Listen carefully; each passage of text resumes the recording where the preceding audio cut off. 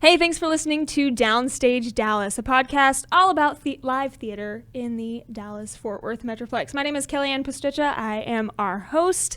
The end of the year is a special time because we start taking inventory, taking stock of everything that we've done in the past 12 months and everything we would like to change or improve in the next 12 months. So today I'm talking about our 2020 goals with a new friend, one who I only really met recently.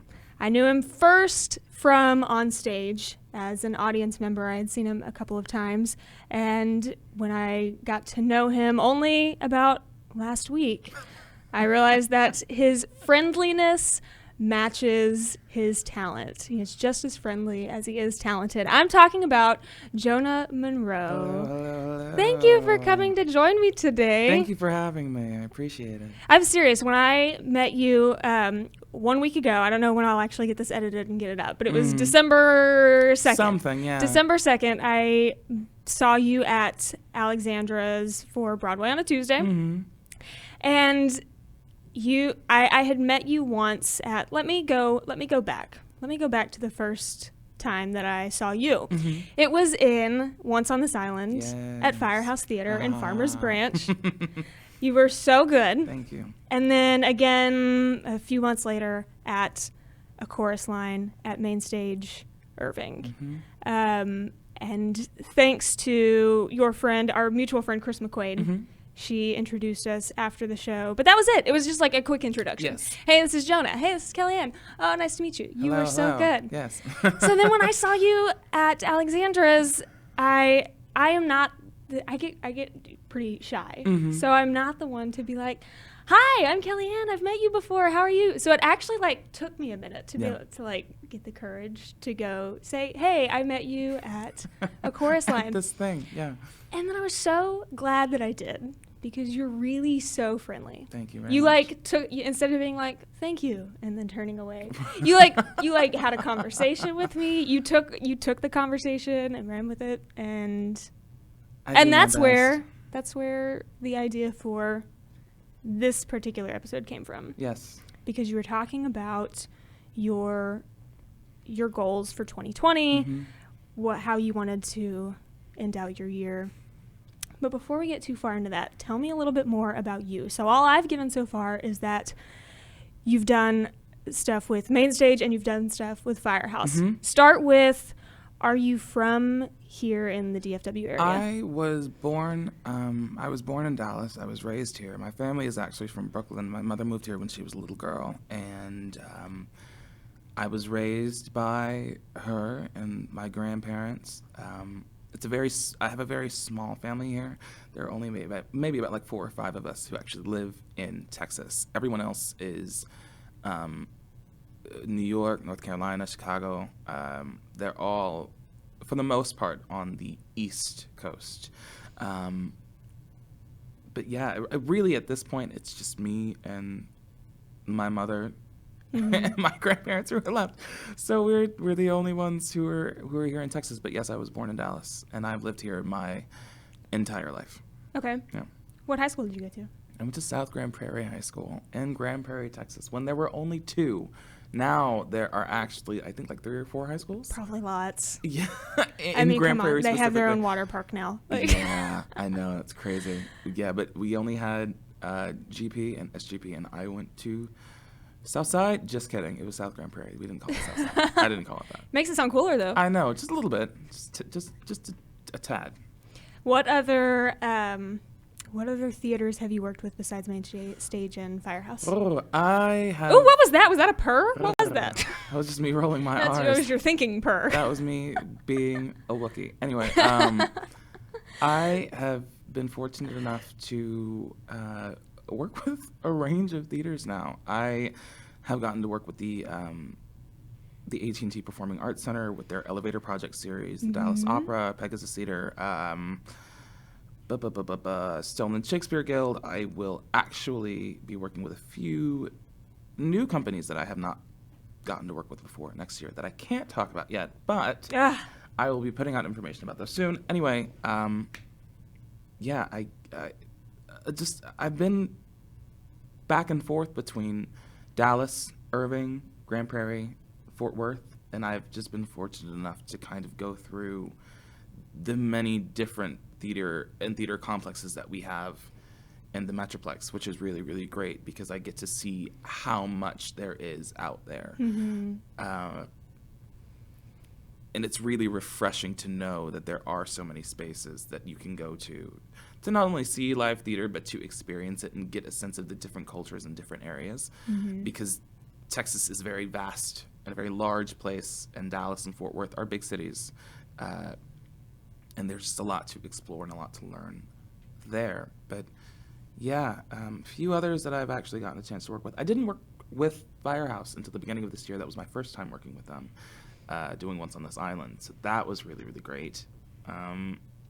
Yeah, all the other ones are just kind of bouncing around in my head, but I can't think of them all at this moment. Should I pull up your resume? I'll find it somewhere. Right. I had it up yesterday. I was doing gosh. a little, creeping on you. Yeah. It's there. It's all out there. So give me your 2019 year in review. So my 2019 year, it has been pretty short. I did Once on This Island at the beginning of this year. I then proceeded to do Damn Yankees with Tarrant Actors Regional Theatre in Fort Worth. And I took a bit of a break just because I needed to. You got to do that sometimes. And I then proceeded to do Chorus Line in November. So my year has been pretty short, mainly because I moved. I was living in the mid-cities, and then I moved to Dallas literally 3 days before we started rehearsals for Chorus Line. Oh gosh. Yeah. Moving is enough of a pain. It's a beast. Throw in rehearsals with it. And I moved a lot as a kid, just within the city, just moving from building to building, to house, just because my mom, being a single mother, she worked a lot, and she changed jobs every year, it seemed like, but we just kept having to get closer to where she was, but we just kept having to pack up and move. And so moving for me, as easy as it is for me now just to do it, it's something that I loathe doing. So having to do it literally 3 days before I started rehearsals for that big of a show was quite draining. So because it was a big show. It was. It's a Chorus Line. It's a classic. Like, you have is. to live up to the name that a Chorus Line has created for itself. But it was so worth it. And once we started the process, I wasn't thinking about anything else. We jumped straight into it, and we really just kind of gave into what the process was, not really knowing how in depth we would go, because the Chorus Line, as it stands now, I mean, it's one of the most iconic shows in theater history. Oh, yeah. You know what I mean? And there's so much history behind it, so much rich history behind it. And Michael Sorecchia, who was our director, who was also one of the original cast members. Which is so cool. Yes, of the 1975 production, was our leader and gave us so much insight and so much information that we will not only carry with us in future endeavors, but we'll also really cherish, because it was very special and very insightful how much he gave to us and how much he lent us the tools that we needed to really dive into the characters that we were playing. I was playing Paul San Marco, and that is a pretty personal character to me. For anybody who knows the show, Paul is a pivotal character because of the monologue that he gives throughout the show. The show really isn't depicted in acts. It's one long audition, and it's everyone really bearing their soul. And for me, Paul was a character that held so much joy in what he loves to do and how he carries himself, but also a lot of pain in his past life that he carries with him as well. And that is something that struck me on a cellular level. And diving into that was absolutely terrifying, but one of the most rewarding things that I think I had gotten to experience in playing a part on stage. So, and we actually had this you and I had this conversation about how I wanted to end my year on a high note with this show, and I really believe that I have accomplished just that by playing this part and having the privilege to play that part. because it can get heavy. But how you relieve yourself of that pressure is just knowing that you can do it and you will do it, and that if you do, just let it all out there, then good things will come from it. So it was very rewarding, and I'm very, very happy that I had the opportunity to do that show. So we'll always be thankful, and hopefully I'll get to do it again. So we'll see. Oh yeah. And you worded it just as I wrote it in my notes, that you wanted to end your year on a high note, that high note being a chorus line. Yeah, I have loved this show for a very, very long time, and knowing that Michael was a part of it, something that I don't think people really understood when I would have conversations with them about the show and how good it was and how strong the performances were. The fact that we had the opportunity to work with somebody who not only was a part of the show, but was a part of the process, was a part of the building blocks for something that would inspire so many people, actors and actresses, dancers alike, who just love being on stage and love getting to tell their story. The fact that we had somebody who really understands what it takes to do that and how much you really have to give yourself into that, it's priceless. The fact that I get to say that is something that is just so remarkable to me, because I never really thought I would be able to say I've worked with somebody who was in a show that inspired me to want to do this, to want to be on stage and act and talk and sing and do all of those things that you have to be so delusional to want to do. Yeah. It is a priceless thing, and I'm very, very grateful for it. I will only speak high praises of that show forever and always. So. Oh, me too. Yeah. 'Cause you guys were good.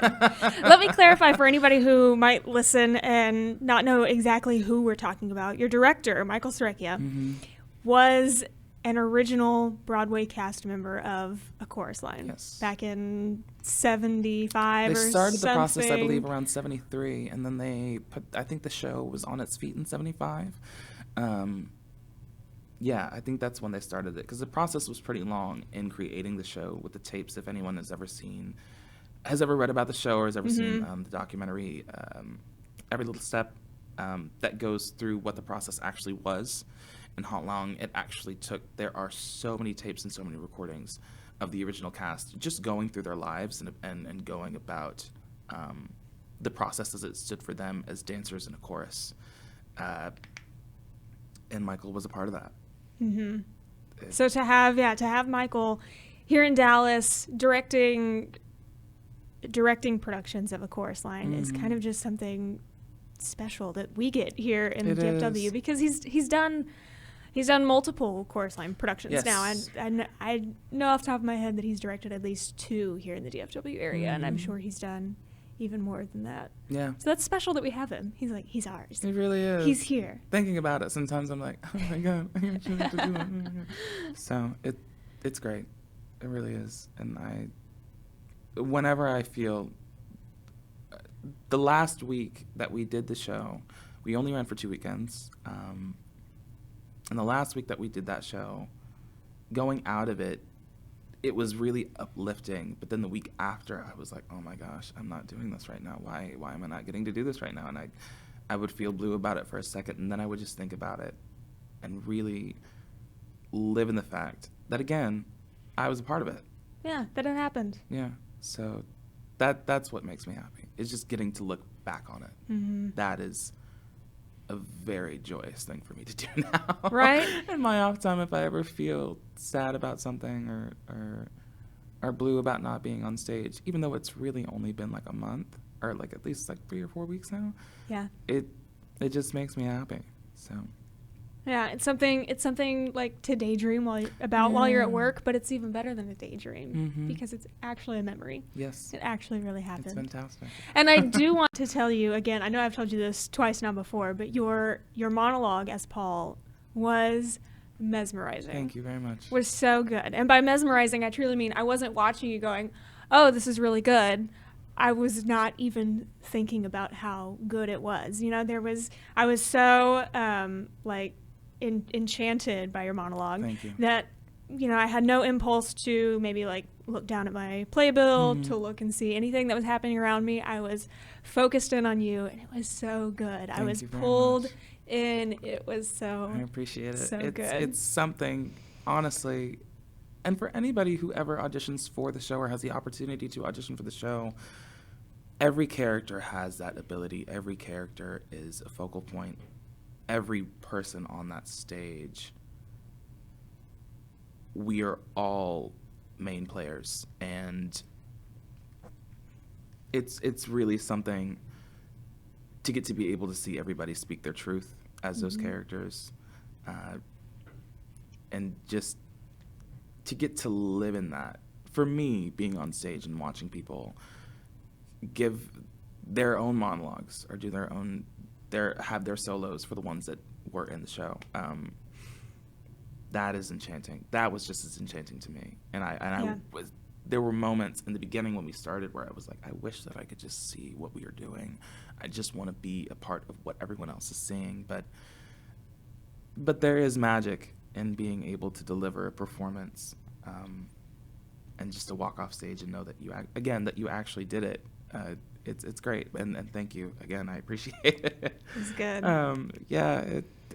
It was terrifying, but very rewarding. Yeah, because that's a very vulnerable moment in the show, because it's one of the few times where you are the only person on stage too. Yes. And even though you have a scene partner with the stage manager, he's not there with you, so it's just you, you know, like center stage in a spotlight. That is a vulnerable spot to be in. Yes, it is. But a very cool one. Yes, it is.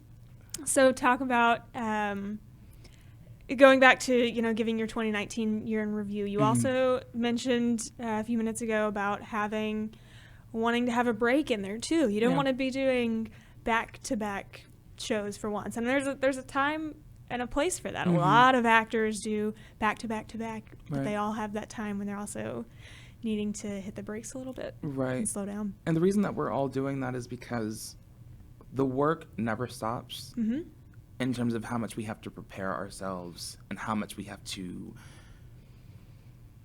mentally gather ourselves for an audition or for a project or for tours. All of those things, it takes energy. And there are moments, especially for me as someone who overthinks everything all of the time, that you have to say to yourself, okay, how many shows am I going to be doing within this year or this period of time where I know that I've already done X amount of projects and now I have X amount of projects on the way? Am I going to be giving myself some breathing room, or am I going to go full throttle and just hit the ground running? And over the last 4 years, that's what I've been doing. So this year, in trying to move and just trying to gather myself and think about what my next moves were, after I had done Damn Yankees, I had to say to myself, okay, you've been going and you're going to keep going, but when are you actually going to stop? Because there are some things that you need to do for yourself that you have not done yet. And it's a crazy thing with creatives, because our workspace is all around us. We gather information and inspiration from so many things everywhere, all of the time. And when we think about the next video that we can create or the next art piece that we can create, we want to get it down on paper somewhere and just get started on it. But if you're not giving yourself enough time to breathe or enough time to just think about what you need to be doing for yourself, it can take a toll. And I was just at that point where I was like, I need to just sit down somewhere for a second, have some water, and figure out sleep. Get some sleep and figure out what my next move is. Because the great thing about being in Texas and specifically DFW is that there is a lot of work. There's a lot of work to be done. There's a lot of work to be had, and there is so much that you can gain from being an actor here in the city. The problem that can occur sometimes is that there really may not be as much work that either pays enough, right, or the project isn't long enough, or it takes up so much of your time if you have a day job. A lot of actors here in the city do.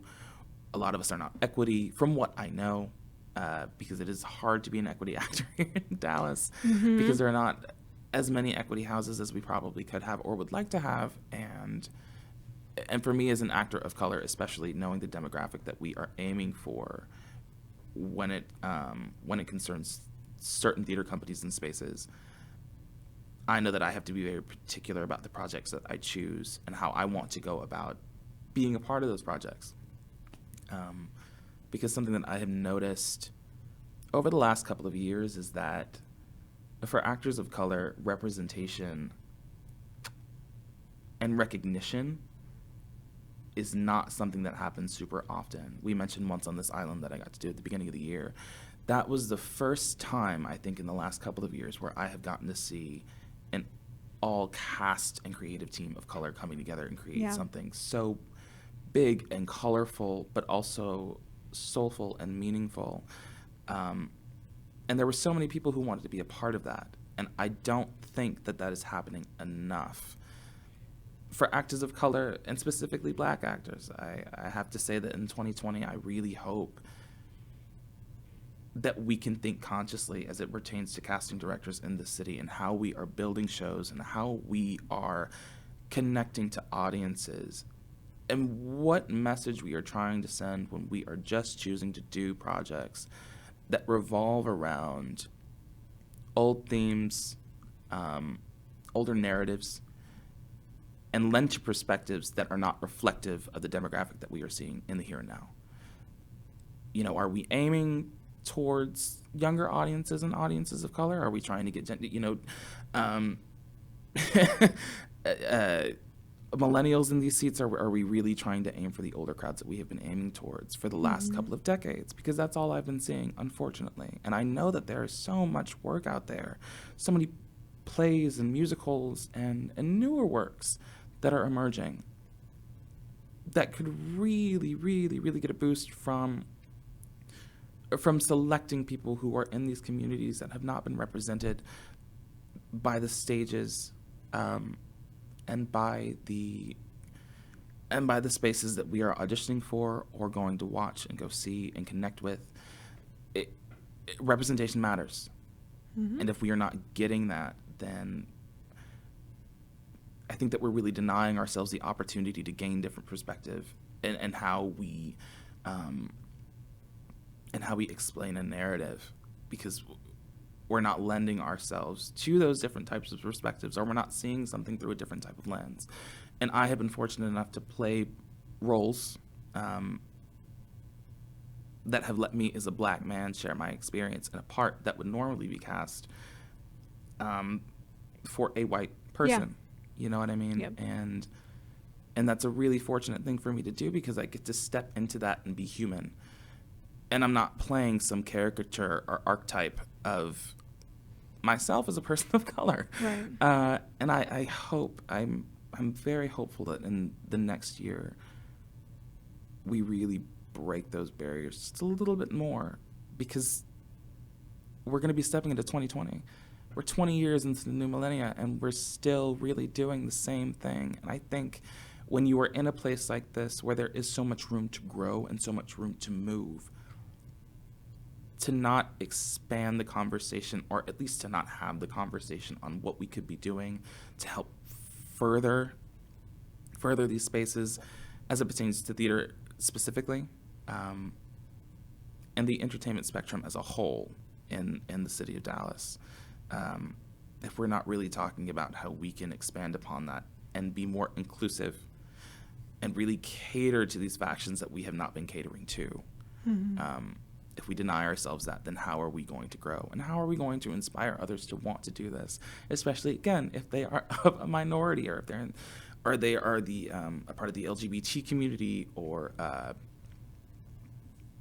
just in minority spaces that would like to be seen and like to be heard on stage. I think it's really, really important, and I would love to be more of a part of that and seeing that happen.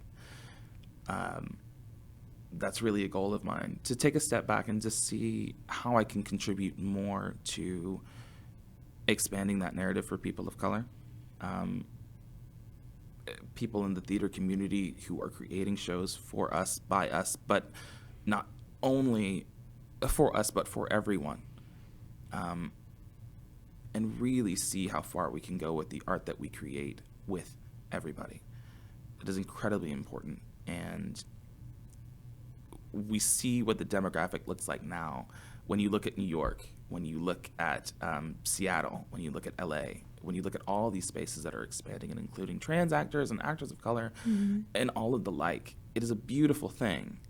But when you have something like the arts, like theater, like live entertainment that is everywhere, if we're not really giving into that and we're not really, again, lending ourselves to that, then we're not really helping the cause in wanting to expand the arts and really wanting to push it forward and have it be a greater staple in American society. I think that is really, really important.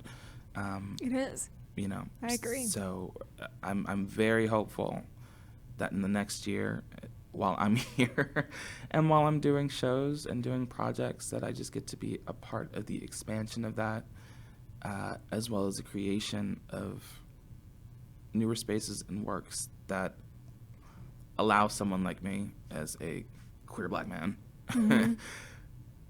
to really tell these stories in a different light and a different perspective. Because that's the only way that we can really inspire others, is by lending a new lens and by lending ourselves to just showing people, you know, what something else might look like. And it's hard for me to talk about it because I get so emotional about it. It's crazy. But I just want to see more of that. I want to see more representation, recognition, and also respect for people of color. Chorus Line was very important to me because it's a show that calls for everyone. It calls for men and women of color. It calls for people within the LGBT community. It was written that way. The people who started it were a part of those communities. And I really believe that we could do more of that here, because we have the resources, we have the people to do it, you have the performers to do it. We're all here. We're just still waiting for the go-ahead to do these things and to do these projects. And I really would just hope that people in these positions who have the ability to say who gets cast, what the creative team is, and how these projects are built, would just be conscious going into the next year on how they will go about doing that. That is very important to me. And I want to be able to do something where I'm able to be on stage and have someone else look back and say, I can see myself in that person and I can see myself in that narrative, because it makes sense, you know? So that is my soapbox, that is my rant, and that is what... That's not a rant or a soapbox. I mean, that's a real... It's a thing. That's a real goal and a real concern. And I do think that it's happening, and it could happen more, because that's something that, even just putting together this podcast, something that I'm hearing more about are theaters and small theater companies, just independent groups that are even focused on that specifically, focused on you know, expanding roles racially and by gender identity, groups that are specifically devoting themselves to that goal. Right. And I love that. And I love that you brought that up, because there are so many that are happening here, and that goes back to having the ability to grow and to play around and develop spaces for yourself if they are not being given to you. If you do not have the opportunity to do something, create the opportunity for yourself. That way you then have the power to give that to somebody else. That is the most empowering thing. And that's the thing I love about being an artist, about being a performer, is that you see so much and you do so much that you gather all of this information and you gather, again, all of this inspiration, and you take it and you turn it into something that you are able to give that back to somebody else. It's why I love being on stage. It's why I love being a part of the process and creating something, because it then gives me something to give back, if anything at all. And that's just one of the most rewarding things that I think anybody can ask for, regardless of what you do. If you are able to just give something back to somebody that they can hold on to and think about, and maybe even use for themselves later. For example, I was fortunate enough to do a new work by Kurt Kleiman, who is the artistic director of Pegasus Theatre. I did Death on Delivery in 2017, which was one of the newer shows that he created in the last 3 years. Yeah, and what was so wonderful about getting to do that was not only that it was a new work,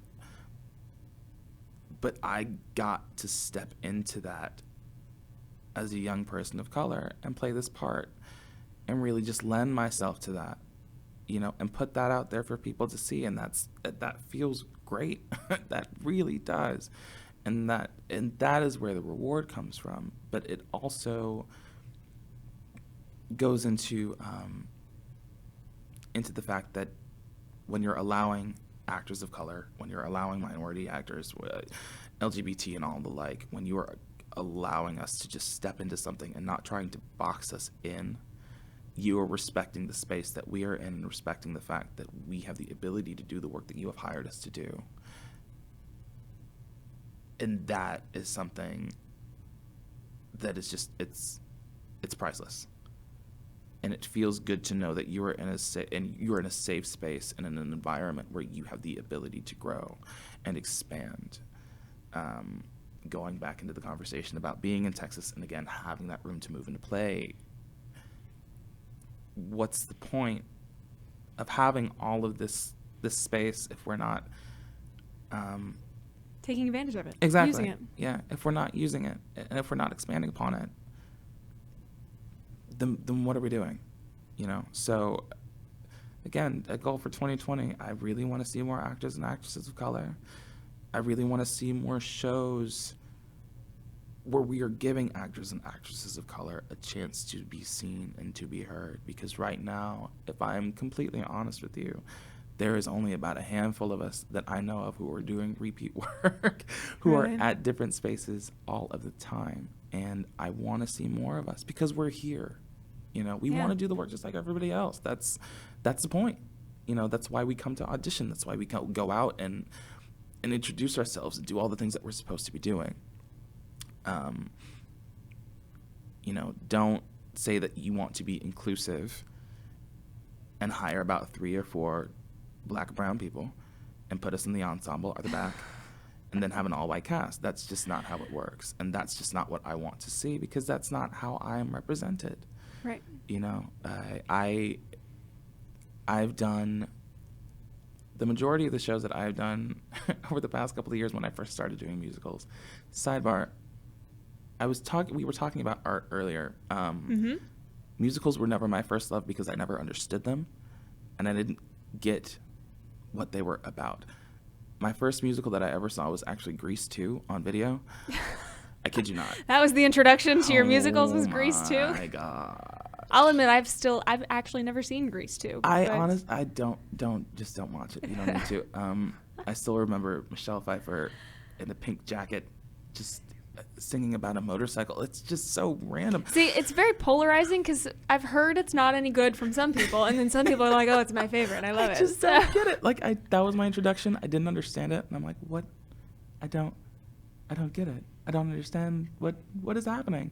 And then Chitty Chitty Bang Bang. This was all when I was a child in the 90s. Chitty Chitty Bang Bang. That was probably my first too on VHS. Yeah. Yes. And I love Dick Van Dyke because of that film, but also I just never got it. But I say that all to say, when I actually saw my first live performance,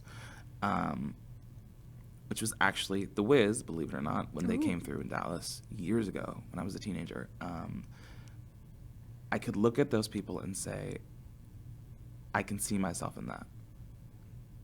I can see myself dancing on stage, being colorful, being expressive, whether I'm the villain or the good guy. I can see myself in all of this. And that's so important. and when I think about the roles that I have been fortunate enough to do, the majority of them have been within like the 1950s or 60s. The first lead role I ever got was actually doing Guys and Dolls at Theater Arlington, where I met Chris. All those years ago. Shout out again to Chris. But that was the first time I had ever really seen anybody play a black Sky Masterson. Yeah. You don't see it a lot. No. I would then go on to do On the Town with Stolen Shakespeare Guild. Gene Kelly played the title role of Gaby in the film, which I love. And I had never seen a black man play that part. In everything that I have researched and had seen on YouTube clips and things of that nature, never seen a black man play that part. Going back to Damn Yankees that I did at the beginning of the year, I actually got to play young Joe Hardy. And I, again, never have seen a black man play that role. And I'm so fortunate that I've gotten to say that I've done those things, just because, again, it goes back to representation and people being able to see a different perspective and a different light. And it also adds a different type of texture to it as well. Seeing a person of color in those roles, seeing a different side of things, and what we can truly bring to something that it's just, I keep saying it's rewarding, but it is, because it means that I'm getting out there and I'm showing people what it means for us to get to play human beings. Because on the broader scope of things, when we think about entertainment as a whole, when we think about film, especially, and we see what representation looks like for actors of colors on the big screen, what does it look like? And are we all being represented equally? Are we a trend? What is going on?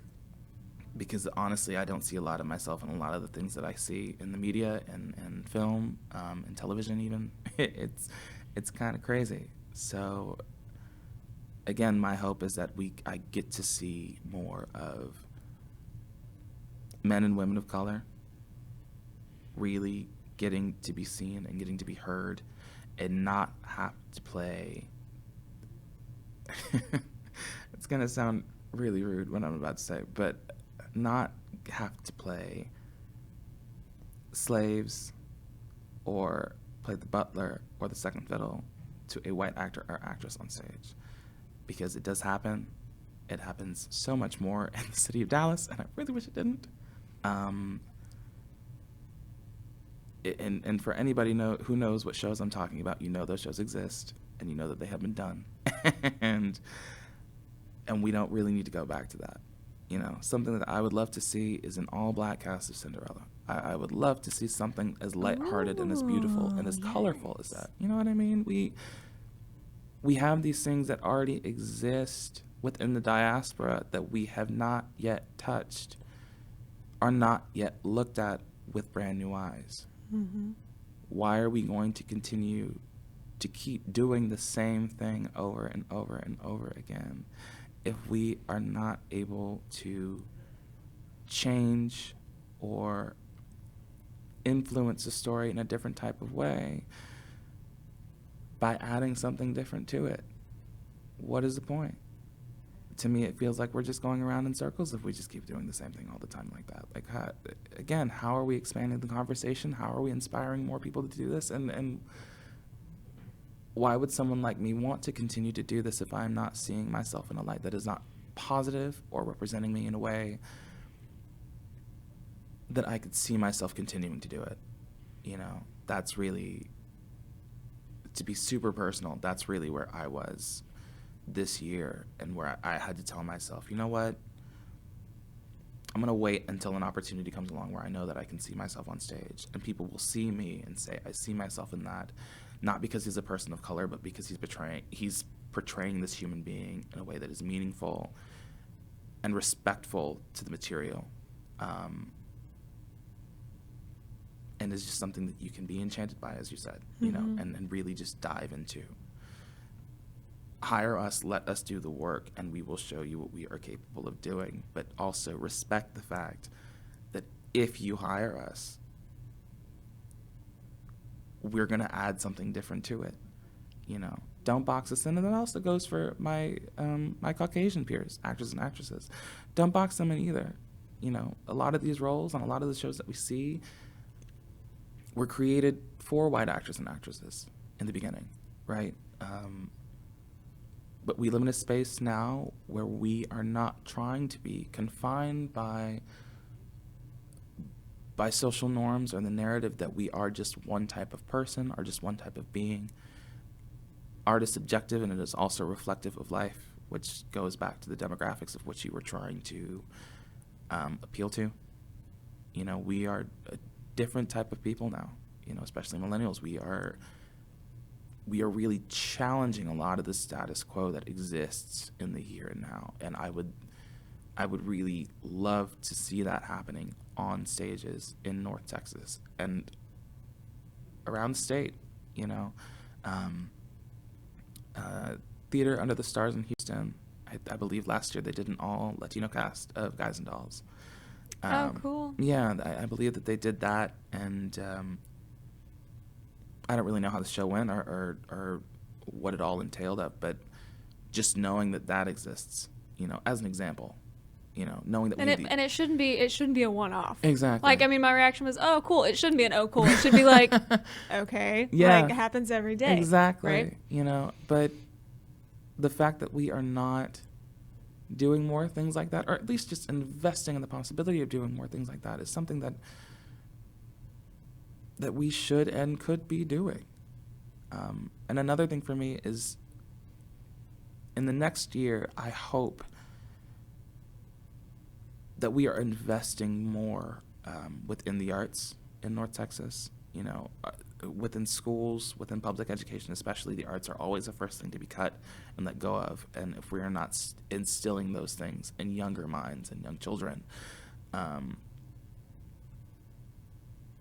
we're not allowing for future generations to really get a sense of what it feels like or what it looks like to have someone like me, or really anyone, on a stage, so that they can be inspired and that they can go on to do something like this, and really have a respect for it and a respect for what it is. Because honestly, when I was in high school, we didn't go to plays, we didn't do any of those things. A lot of schools don't have the funding to do that. A lot of schools don't have the ability or the time to do those things where they can take students out on a field trip and go see a play or go see a show or something. And that's really important. That is really, really important. Because I know, for one, I didn't, my mother and I could never afford to see shows. Even in Texas, you know, she worked 3 jobs. And when I was in high school, I worked, and then I would work 2 jobs into college and just continue performing from then on. But investing in the arts and investing in arts education, I really hope to see more of. And I hope that I really get to be a part of that, and seeing what we are able to do and how we are able to create newer spaces as well. As you said, there are smaller theater companies that are focusing on minorities and LGBTQ actors and actresses and their stories, investing in that and expanding upon that so that we can create more opportunity for everybody else. That is a goal. It is important, and it should be recognized as something that should be an investment rather than something that is a one-off. Because again, we're a different type of people now. We live in an era where there are so many stories to be told, and there's so many layers to the types of stories that we're telling. And the men and women that you put into positions to tell those stories should be reflective of that. And should really, really, really have the benefit of knowing that they are in spaces where they feel respected and recognized and are rewarded for telling those stories authentically and truthfully, and as beautifully as you would want anyone else to tell them. That is a goal for 2020. You know, I know that change doesn't happen overnight, but again, we are heading into the third decade of the new millennium. I'm thinking 2020. You know, and it would just be a shame if we are not investing in the newer stories that we are able to tell and the types of characters that we are putting forth to people and the types of men and women that younger children get to see, because I didn't get to see a lot of those people as a kid. And now that I have been given the opportunity, whether on a larger stage or a smaller stage, to present myself in a light where people can be inspired or feel like they see themselves, there has to be more of that. And I'm so hopeful that in 2020 we can make that a reality, truthfully. It's too important to waste the space and the resources that we have to squander that. It's unfathomable to me, yet I know that it happens all the time. So in 2020, let's make an investment together, and let's really, really make it a point to nurture these spaces and expand the conversation and have the conversation, for one. And I really appreciate you for having me on and letting me go and ramble on about this forever, because it is important to me. But, you know, if we're not having these conversations, and how are we able to write the story? How are we able to change the narrative? How are we able to give a perspective if we do not have the conversation first? Lay the groundwork before you start building. You know, that's what I hope that we can continue to do within the next year and beyond. You know, that's just so important. It's too important. I agree. Yeah. I agree. Too important to me. So those are goals that we could say are 2020 goals for the entire DFW theater community. Yeah. So to wrap us up, I guess, let's zone in on you specifically, sir. If you had to, I love lists. Yes. So if you had to put your 2020 goals for you specifically on a list, what would that list say? To be a part of the expansion of theater education, for one. I'll keep it at 3. To really, really get into more of my creative side and my creative life. I'm a dancer. I love to dance. I'm also an artist. I love to draw. I want to get back into those things, and I want to get stronger at those things, and I want to be able to help in teaching those things, I guess. I want to be a part of that. I do. And then lastly, and for all the listeners out there, these are all subject to change, but these are what's coming to mind at the moment. So the last thing that I think I would really want to do, I want to be a part of the expansion of the culture of theater and live performance in DFW. As a person of color, again, as a queer person of color, I'm bisexual. I represent that. I wear that proudly, and I also want to see that represented. You know, I want to see more trans actors and actresses represented. We're here. You know, they're here. Yeah. But I want to be part of that expansion, and I want to be part of that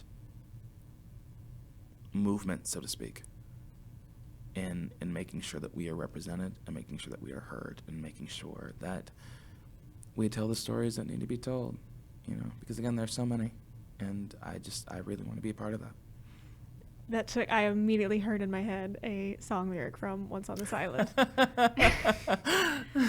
Oh, so good. Those are 3 achievable goals. Yeah. You know, to further arts education, to be a part of that, to expand your own creative talents and to be a part of the growing inclusion in the DFW art scene. Yeah. Those are 3 very attainable goals. I'm a big believer in you got to speak it into existence. Yes, of course. So thank you so much for joining me. Thank you for having me. Jonah. I appreciate it. Thank you. I do appreciate it so much. You are really so friendly. Thank you. You are a very friendly person. Thank you. I try.